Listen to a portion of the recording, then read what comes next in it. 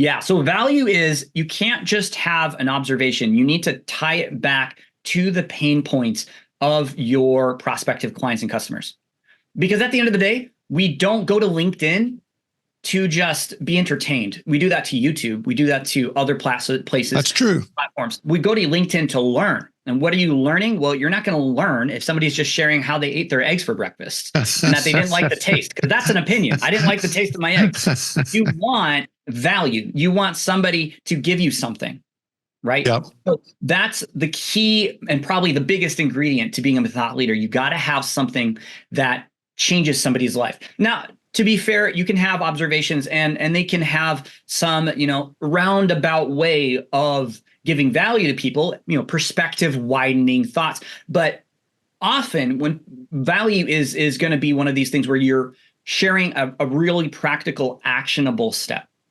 It might be about mindset. So it might be less concrete, because mindset is often this very big, but it might be more, hey, if you really want to, I gave you that example of if something's important to you, you'll start picking it up everywhere. There's human bias. There's tips about, basically value equals tips. Give people something they can use in their life.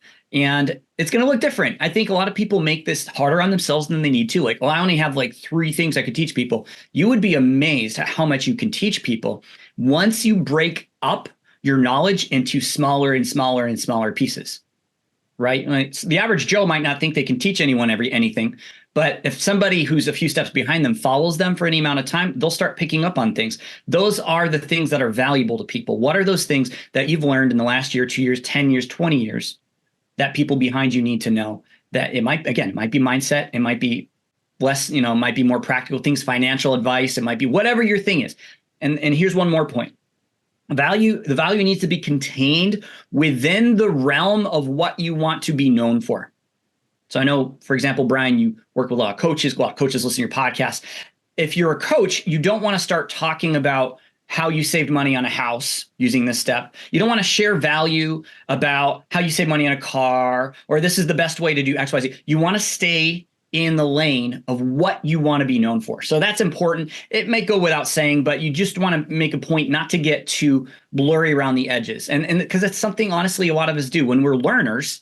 I know a lot of coaches are learners, always learning. I'm one of them, not a coach, but I love learning. One of the things I love to do right away is, I learned this new thing. Let me go and share it.